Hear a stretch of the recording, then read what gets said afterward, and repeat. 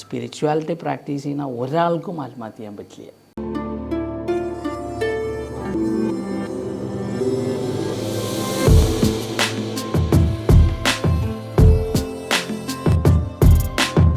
ഈ കാലഘട്ടത്തിൽ നമ്മൾ ഈ സ്പിരിച്വാലിറ്റി യഥാർത്ഥത്തിൽ ഒരുപാട് പോസിറ്റീവ് വൈബ് കൊടുക്കും അല്ലേ? കാരണം എന്ന് പറഞ്ഞാൽ ഈ അടുത്ത സമയത്ത് തന്നെ നമുക്കറിയാം ആത്മഹത്യാ പ്രവണത ഇതൊക്കെ സംഭവിക്കുന്നത് സർട്ടൺ ആൾക്കാർ അതായത് നമ്മുടെ സ്പിരിച്വാലിറ്റിയിലോട്ട് ഇൻവോൾവ് ചെയ്യാത്തത് കൊണ്ടല്ലേ? അതിനെക്കുറിച്ച് എന്താണ് അഭിപ്രായം? അതിന് ഗുരുജി പറയണൊരു എക്സാമ്പിൾ ഉണ്ട്. അതായത് ഇപ്പം നമ്മളൊരു ഗ്ലാസ് വെള്ളം സാർ എനിക്ക് തന്നു, അതിനകത്ത് ഒരു സ്പൂൺ ഉപ്പ് ഇട്ട് കഴിഞ്ഞാൽ എന്നിട്ട് ഞാൻ ഡ്രിങ്ക് ചെയ്യുകയാണെങ്കിൽ it will be very salty, വളരെ ഉപ്പായിരിക്കും, കുടിക്കാൻ പറ്റില്ല.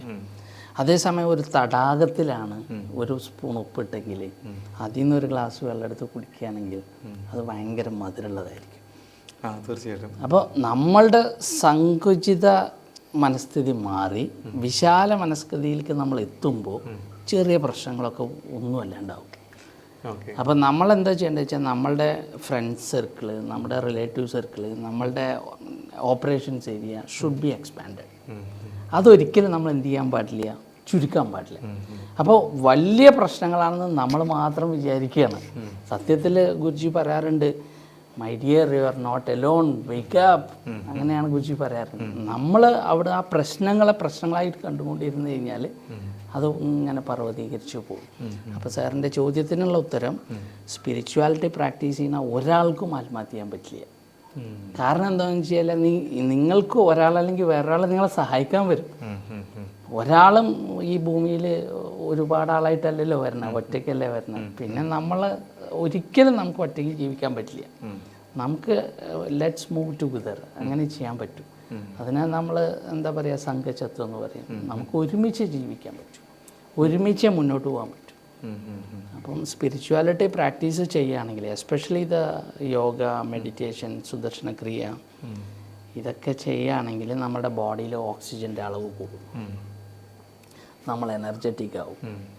നമ്മൾ എനർജറ്റിക് ആകുമ്പോൾ നമ്മുടെ ലേസിനെസ് പോകും. ലേസിനെസ് പോയി കഴിഞ്ഞാൽ whatever you want, you can achieve it. This is the basic principle. But if you want to get enthusiasm, energy, happiness, you have to do it. You cannot outsource this for someone else. That's a key principle. Individual has to improve their ഉറപ്പായിട്ടും നമ്മളുടെ ജീവിത സാഹചര്യത്തിൽ നമുക്ക് ഏതാണോ suitable ആയിട്ടുള്ളത് അതാണ് നമ്മൾ select ചെയ്യേണ്ടത്. ഇപ്പം ഫോർ എക്സാമ്പിൾ ചെന്നൈയിലുള്ള ഒരു അമ്മയും മോനും ഉണ്ടായിരുന്നു. അവർക്ക് എല്ലാവർക്കും അറിയുന്ന സ്റ്റോറിയാണ്. അവരുടെ മോന് അംഗനവാടി ടീച്ചറായിരുന്നതുകൊണ്ട് അവർക്ക് ഒരിക്കലും ആ മോൻ്റെ റിക്വയർമെൻറ്റ് മീറ്റ് ചെയ്യാനുള്ള സാലറി ഇല്ല. അപ്പോൾ അവർ ഇഡ്ഡലി കച്ചവടം തുടങ്ങിയതാണ് ചെന്നൈയിൽ. ആ ഇഡ്ഡലി IIT-യിലും IIM-ലൊക്കെ വർക്ക് ചെയ്യുന്ന സ്റ്റുഡൻസിനും പഠിക്കുന്ന കുട്ടികൾക്കും വർക്ക് ചെയ്യുന്ന സ്റ്റാഫിനൊക്കെ സപ്ലൈ ചെയ്ത് അഡീഷണൽ റവന്യൂ കണ്ടെത്തി അവരുടെ മോന് വലിയ എഡ്യൂക്കേഷൻ കൊടുത്ത് അവൻ IIT-യും IIM-ഉം ഒക്കെ പഠിച്ച് പുറത്തിറങ്ങിയിട്ട് വലിയ ശമ്പളം ഓഫർ കിട്ടിയിട്ടും 2 വർഷമാണ് വർക്ക് ചെയ്തത്. ബാക്കി വർഷങ്ങളിൽ പുള്ളി വീണ്ടും ഈ ഇഡ്ഡലി ബിസിനസ്സിലേക്കാണ് വന്നത്. ആദ്യത്തെ വർഷം 8,000 കോടിയാണ് അവൻ്റെ ടേൺ ഓവർ. പിന്നെ ഹങ്കർ ഒരു പ്രൊജക്റ്റ് എടുത്തു, പൂവറായിട്ട് ഭക്ഷണം കിട്ടാത്ത ആളുകൾക്ക് ഇന്ത്യയിൽ ഭക്ഷണം കൊടുക്കാൻ വേണ്ടിയിട്ടുള്ള ഇനീഷ്യേറ്റീവ്. ആ മൂവ്മെൻറ്റ് സക്സസ്ഫുൾ ആയിരുന്നു. അപ്പം നമ്മളുടെ ബോഡിയിൽ എനർജി, എന്തൂസിയാസം ഉണ്ടാക്കാനുള്ള ഉത്തരവാദിത്വം നമുക്കാണ്. അപ്പോൾ അതിന് എന്തൊക്കെ ചേരുവകളാണോ വേണ്ടത് അത് നമ്മൾ എന്ത് ചെയ്യണം, നമ്മളായിട്ട് കണ്ടെത്തണം. അപ്പം ഓഫ് കോഴ്സ് നിങ്ങൾക്ക് ഒറ്റയ്ക്ക് ഉണ്ടാക്കാൻ പറ്റുമെന്ന് ചോദിച്ചാൽ ഉറപ്പായിട്ടും പറ്റും. പക്ഷേ ഒരുപാട് സമയം വേണം. അതേസമയം നമ്മൾ ബാക്കി എല്ലാ കാര്യത്തിനും നമ്മൾ ഗുരുവിനെ ആശ്രയിക്കുന്നുണ്ട്. ഒരു ഡ്രൈവിംഗ് ലൈസൻസ് എടുക്കണമെങ്കിൽ നമ്മളൊരു ഗുരുവിനെ ആശ്രയിക്കുന്നുണ്ട്. ഒരു കണക്ക് പഠിക്കണമെങ്കിൽ നമ്മളൊരു മാഷെ അപ്പോയിൻ്റ് ചെയ്യുന്നുണ്ട്. നമ്മൾ സയൻസ് പഠിക്കുമ്പോൾ നമ്മൾ അപ്പോയിൻ്റ് ചെയ്യുന്നുണ്ട്. Whatever it is you are asking, if you go for any country you are appointing a guide to get a guidance. അപ്പോൾ ജീവിതത്തിൽ എങ്ങനെ സന്തോഷത്തോടെ ഹാപ്പി ആയിട്ട് ജീവിക്കാമെന്ന് പഠിപ്പിക്കുന്ന ഗുരുവാണ് ശ്രീ ശ്രീ രവിശങ്കർജി. Okay, great. അതുപോലെ തന്നെ ശ്രീ ഗുരുദേവൻ്റെ പുസ്തകമാണ് ലാസ്റ്റ് ചെയ്തത്. അതെങ്ങനെയാണ് ഗുരുജിയുടെ പുസ്തകത്തിലേക്ക്, ശ്രീനാരായണ ഗുരുദേവൻ്റെ പുസ്തകത്തിലേക്ക് അല്ലെങ്കിൽ അതിൻ്റെ ഒരു എഴുത്തിലേക്ക് വരാനുള്ള സാഹചര്യം? മഹാന്മാർ പണ്ട് വന്നിട്ടുള്ള കുറേ ഗ്രന്ഥങ്ങളുണ്ട്. അപ്പം നമ്മുടെ കേരളത്തിൻ്റെ ഒരു പശ്ചാത്തലം എടുത്ത് നോക്കുകയാണെങ്കിൽ ഇന്നും ഗുരുദേവ കൃതികൾ വളരെ പ്രസക്തമാണ്. കേരളത്തിന് ഏതെങ്കിലും തരത്തിൽ ഡെവലപ്മെൻറ്റ് ഉണ്ടായിട്ടുണ്ടെങ്കിൽ അത് ഗുരുദേവൻ്റെ മെസ്സേജ് എല്ലാവരിലും എത്തിയിട്ടുണ്ട്. അപ്പം ഇവിടെ അജ്മാനിലൊക്കെ സംഭവിക്കാറുണ്ട് തീർത്ഥാടനം എല്ലാ വർഷങ്ങളിലും. അപ്പോൾ അതിലൊക്കെ പങ്കെടുക്കുന്നത് നാനാജാതിയിൽപ്പെട്ട ആളുകൾ, നാനാ മതത്തിൽപ്പെട്ട ആളുകൾ, ഇവരൊക്കെയാണ് വന്ന് പ്രസംഗിക്കാറും പങ്കെടുക്കാറും. ഞാനും പോവാറുണ്ട്. അപ്പോൾ ഒരു തീർത്ഥാടനത്തിന് പോയപ്പോൾ ഒരു സബ്ജക്റ്റും അറിയാണ്ട് നമ്മൾ ഒരു ബുക്ക് എഴുതുന്നതിനെ കുറിച്ച് എന്തുകൊണ്ട് ഗുരുദേവനെ കുറിച്ച് എഴുതിക്കൂടാ? അപ്പോൾ ആ യാത്രയിൽ നമ്മൾ കണ്ടെത്തിയത് എന്താണെന്ന് വെച്ചാൽ ആ പുസ്തകമൊക്കെ നമ്മളുടെ യൂണിവേഴ്സിറ്റികളിൽ പാഠ്യപദ്ധതി ആക്കേണ്ടതാണ്. അത് സ്കൂൾ തലം മുതൽ ചെറിയ ചാപ്റ്ററുകളായിട്ടെങ്കിലും മെസ്സേജായിട്ട് കൊടുക്കണം. ഗുരുദേവൻ എന്താ പറഞ്ഞേക്കണേ? ജാതി ചോദിക്കരുത്, അല്ലേ? ഒരു മതം, ഒരു ദൈവം. നിങ്ങൾ വിദ്യ കൊണ്ട് പ്രബുദ്ധരാവുക, വ്യവസായം കൊണ്ട് പൈസ ഉണ്ടാക്കുക, നാട്ടിൽ എന്തെങ്കിലും കോൺട്രിബ്യൂട്ട് ചെയ്യുക. ഇങ്ങനെയുള്ള നല്ല മെസ്സേജുകളാണ് തന്നിരിക്കുന്നത്. പക്ഷേ പല പൊളിറ്റിക്കൽ, പല ജോഗ്രഫിക്കൽ ക്രൈറ്റീരിയകൾ കാരണം പല കളർ കൊടുത്ത് മാറ്റി നിർത്തിയിരിക്കുകയാണ്. ഗുരുദേവനാണ് ശരിക്കും യഥാർത്ഥ നവയുഗ ശില്പി. കേരളത്തിൽ അത്രമാത്രം എഫേർട്ട് ഇട്ടിട്ടുണ്ട്. അപ്പം കേരളത്തിനെ നമ്മൾ തെക്ക് വടക്ക് വെച്ച് കമ്പയർ ചെയ്യുകയാണെങ്കിൽ തെക്ക് സൈഡിലുള്ള ആളുകളൊക്കെ വെരി ഹൈ റിച്ചാണ്. അവർക്കെല്ലാം ഉണ്ട്. എല്ലാ വ്യവസായത്തിന് വ്യവസായമുണ്ട്, എഡ്യൂക്കേഷൻ ഉണ്ട്. വടക്കിലേക്ക് വരികയാണെങ്കിൽ, മലബാറിലേക്ക് വരികയാണെങ്കിൽ ഞങ്ങൾക്ക് അത്ര കിട്ടിയിട്ടില്ല. അത്ര വിദ്യാഭ്യാസ സ്ഥാപനങ്ങൾ ഞങ്ങൾക്ക് കിട്ടിയിട്ടില്ല. അപ്പം ആ ഒരു കുറവ് വലുതാണ്. ഒരു 10-25 കൊല്ലം എന്ന് പറയുമ്പോൾ നമുക്ക് വലുതായി തോന്നുമെങ്കിലും നമ്മളൊന്ന് റിവൈൻഡ് ചെയ്ത് നോക്കുകയാണെങ്കിൽ the quality of life that side and മലബാറും തെക്ക് നോക്കുമ്പോൾ തെക്ക് ഈസ് ബെറ്റർ. ആൻഡ് മലബാറിലുള്ളവർ ഇപ്പോഴും സ്ട്രഗിൾ ചെയ്തുകൊണ്ടിരിക്കുകയാണ്. അതുകൊണ്ടാണ് കോയമ്പത്തൂർ, തമിഴ്നാട്, ബാംഗ്ലൂർ, കർണാടക ഒക്കെ എഡ്യൂക്കേഷന് വേണ്ടി പോണത്. അപ്പം സത്യത്തിൽ എഡ്യൂക്കേഷൻ സിസ്റ്റം പൊളിച്ചെടുക്കേണ്ട സമയം എന്നോ അതിക്രമിച്ച് കഴിഞ്ഞു. കാരണം ഈ എഡ്യൂക്കേഷനിൽ എയ്ഡഡ് സ്കൂള്, കോളേജ് എന്ന് പറഞ്ഞിട്ടുള്ള സംവിധാനത്തിൽ മാനേജ്മെൻറ്റ് പൈസയും വാങ്ങുക, സർക്കാർ ശമ്പളവും കൊടുക്കുക. ഈ രീതികൾ മാറണം. കാരണം അത് ഒരു വലിയൊരു ലോബിയാണ്. ആ ലോബിയിൽ വരുന്ന ആളുകളൊക്കെ ക്വാളിഫൈഡ് ആയിക്കോളണം നിർബന്ധമില്ല. മാത്രമല്ല ആ സിസ്റ്റം റീറ്റെയിൻ ചെയ്യാൻ വേണ്ടി ഉള്ള എഡ്യൂക്കേഷൻ അവേഴ്സും കാര്യങ്ങളും പ്ലാൻ ചെയ്യണം.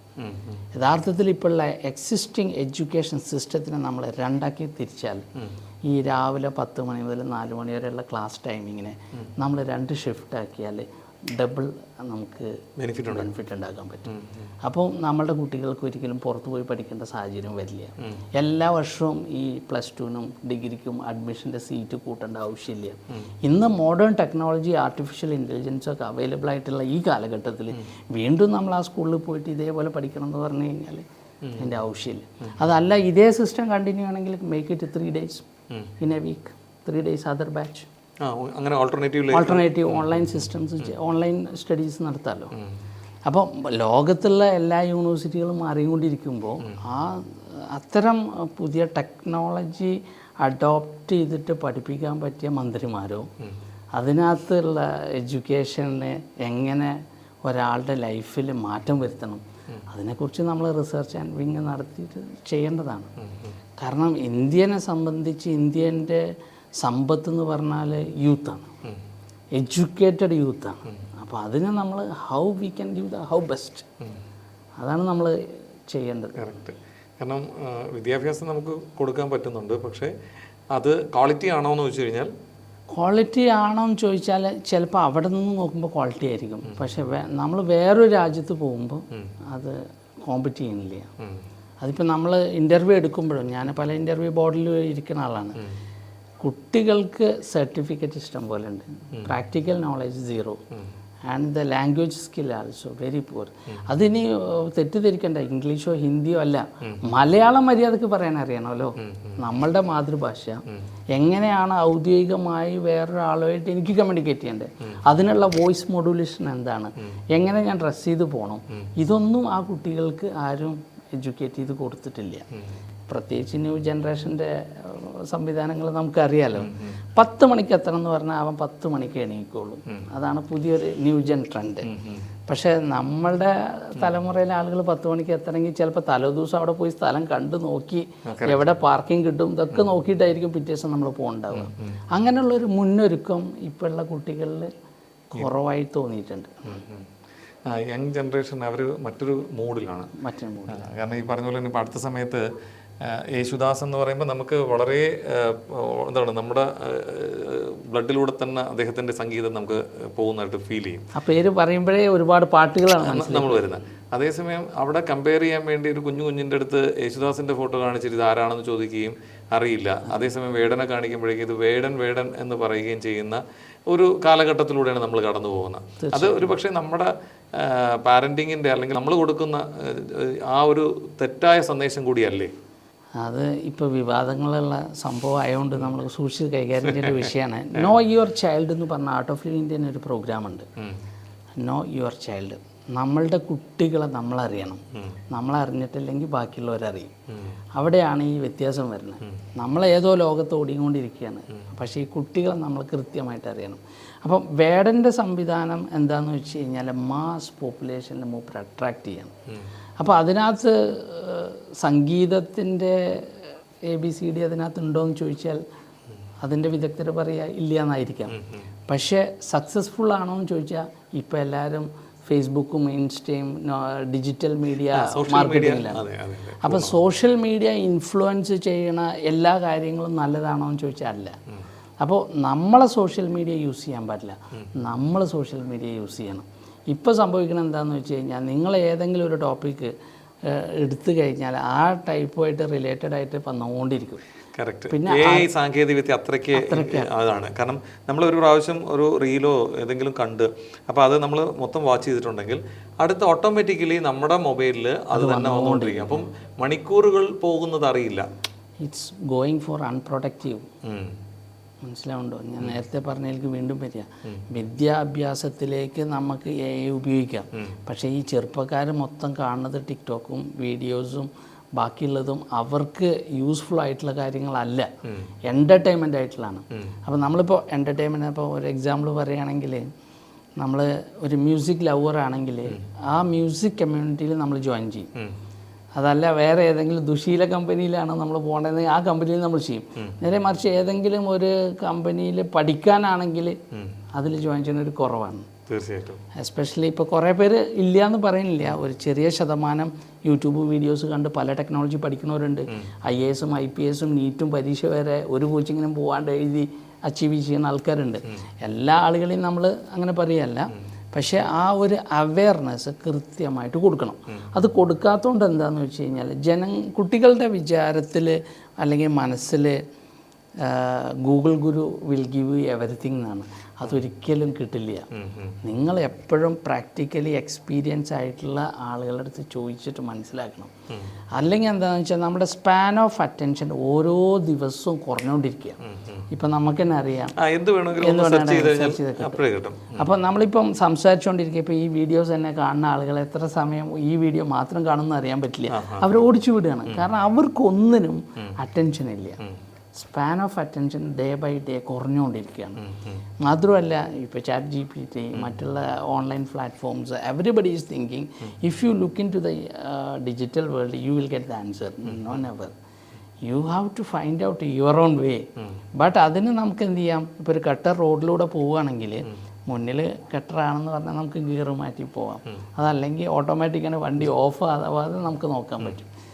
ആ ഒരു അവയർനെസ് ഉറപ്പായിട്ടും കുട്ടികൾക്ക് വേണം. ഓക്കെ. അപ്പം വളരെ നല്ല കുറേ ടോപ്പിക്കുകളാണ് നമ്മളിവിടെ സംസാരിച്ചത്. തീർച്ചയായിട്ടും ഇത് കണ്ടിന്യൂ പ്രോസസ്സാണ്. നമുക്ക് ഓരോ സബ്ജക്റ്റുമായിട്ടാണ് ഇനി മനോജ് കൃഷ്ണ നമ്മളോടൊപ്പം ജോയിൻ ചെയ്യുന്നത്. അപ്പോൾ ഇത്രയും സമയം നമ്മളോടൊപ്പം ചിലവഴിച്ചതിൽ വളരെ നന്ദി. അപ്പോൾ പാർട്ട് 2 നമ്മൾ വീണ്ടും വരുന്നു. വീണ്ടും കാണാം. This program brought to you by NK Group, Lucky Center and Lucky Department Store, Ajuman.